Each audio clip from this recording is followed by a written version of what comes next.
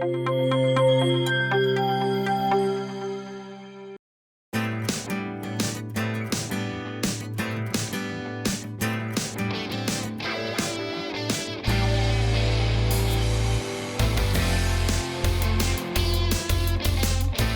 I want you to think of 1958 and what that would be like. Boy, the 50s have been immortalized, certainly in movies, television, the music that we hear. I think a lot of people, even people not born then, long for the 50s. Rebecca Hendricks has captured that in her book. It's called Hound Dogged. And it's such an interesting book when you talk about that year, when you talk about music especially, and you're going to see why music plays such a big part. So we're thrilled to welcome her to this version of Author's Corner on America Tonight with me, Kate Delaney. Hey, Rebecca. Hi. So what was it that inspired you to write this book? Well, I actually wrote it, the first version of it many, many years ago when I was 14. And I recently revisited it just kind of like on a whim. And I started to rework it. And it was actually my husband that was pushing me toward publishing it. So... yeah. And so it gets published, and tell the listeners about the story. What's the book about? Well, it's about 5 unusual friends coming together, and they all kind of have a little bit different backgrounds, a little bit different interests, and they form a rock band. They get together and form a rock and roll band. In the Cool. 1958. Yeah. So, and what goes on with that and the personalities, and we hear so often about bands just in general and their personalities. So, tell us about a few of the characters in the book. Well, I would have to say one of the main characters is John. He's very free-spirited, kind of go by the seat of your pants. Doesn't really think about tomorrow or planning for the future. He just kind of takes one day at a time as it comes. He says what's on his mind, and he doesn't care if it's popular or not. So yeah, he's just kind of like a maverick, kind of a loose cannon, if you will. And then we have Jerry, who is the shy one, and he's had a really hard upbringing, living with his mother and his stepdad.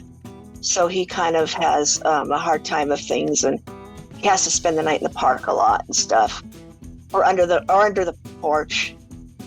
And then there's Stu, who lives with his mother and his little sister, and he's a okay guitar player at this point, but he just doesn't want to dedicate the time to practice and work hard at it. So he thinks it's something that he should be good at right away, that he shouldn't have to work at it. And so they struggle with that with him a lot. And then there's Patrick, who co-founded the group with John, and Patrick's very much about organization, keeping it together. He's wanting to move the group forward. He's wanting to find the fame vein. He's ready to get out in front of crowds and perform, and he's wanting to make that record. That's his goal. So he clashes with John because John's just not on that page yet. What do you think it is that was so interesting to us about, like I said, the music, a simpler time? What was it about what the 50s was like, and especially with music? Well, rock and roll was a new thing. And I mean, in terms of it becoming mainstream, I mean, it had been around a while. Of course, it has its roots in, African-American music. They're the ones who founded it, of course, and were the ones that started playing it in the beginning. So it wasn't really widely accepted in the beginning because, it didn't fit into the little shoebox of bubblegum music, or not so much bubblegum, but just like the straight, the good music. It had a little raunch to it. The lyrics were a little bit questionable in their eyes. And so, but the kids loved it. I mean, kids just loved it, and they loved dancing to it. It had a good beat. They loved moving to it. And, society as a whole, they kind of looked down on that, especially the older generation. They really thought that it was the devil's music and it was going to cause all of these problems. And it also contributed to juvenile delinquency. So interesting if you look at where music is now. The name of the book is Hound Dogged. It is the Hound Dogs Series, the Hound Dogs Series. Book 1, Rebecca Hendricks. We're speaking with her. You can get this book on Amazon or Barnes & Noble. For you, when you were doing this, because there's like a little research with this, there's great facts in this book. Was there anything that popped out at you that surprised you, or was it just fun for you all the way around to visit this period of time? Yeah, it was fun. I mean, my parents were older. I grew up, I'm dating myself, but but I grew up, kind of with that, and of course I grew up when Grease first came out, and stuff like that, those kinds of things. But it's about more than that. It's about more than the poodle skirts and the bobby socks and the saddle shoes. It's about so much more that you don't see, like on Happy Days and in the other portraits of the time. I mean, segregation was still going on and was being figured out, and the rise of television was coming on the rise. People were getting televisions in their home, and so that influence came into their lives.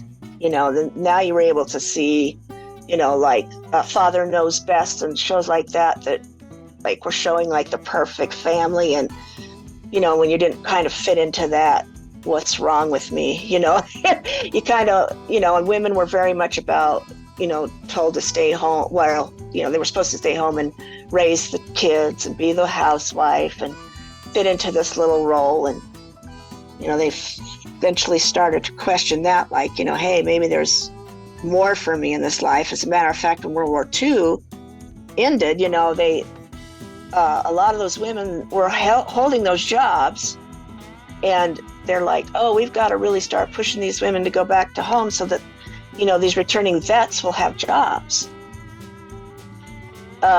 So that's when the whole thing about mom needs to go home now started to be like in the advertising, in the magazines and the media, really trying to push that back. And I think it worked for a while. You had the baby boom, of course. And, it was just a better time. The economics, there was a lot of good, flow. There was more money, so they had more money to spend. So now it's like, now you've got all these updated appliances that can do all these things for you now. Buy that house, buy that little cracker box house, and furnish it with all the latest new gadgets. And here's mom in the A-line dress with the pearls and with the red lipstick and the heels, vacuuming the floor. So yeah, and there was a lot of much different time, definitely. And it's so interesting to go back into that, and it had to be fun for you to explore that. When people read this novel, what do you hope the takeaway is? It's, boy, your husband was right, it's out there in the world. What do you hope somebody takes away from sitting down, spending the time and reading it? The message that I really was working toward was, to believe in yourself and to follow your dreams, and do what you have to, no matter what. Don't let outside influences influence you so that you make, the wrong decisions. And so then later on you feel like, gosh, I wish I would have, or what if I would have pushed for this, or what if I would have done this, or, that kind of stuff comes on later in your life, and I've always felt like there was a piece of me missing until I actually got out there. And, I always wanted to be a writer. I always wanted it. And I was like, I finally pushed through it. And, it's just standing up to the doubt and, and I think at least giving it a try, and then it's very much about friendship and people that have your back and the true friends that are going to be there for you no matter what, found family and things like that. Boy, you definitely nailed that. Well, we can't wait for the next one. Hound Dogged. Again, the Hound Dogs Series, Book 1, Rebecca Hendricks. Thanks for coming on. Yes, thank you, Kate. It was awesome. You can order Rebecca's Hound Dogs Night right now on Amazon. Pre-order. Get that book now. Thanks so much for listening to this interview and this show. Make it count, everybody.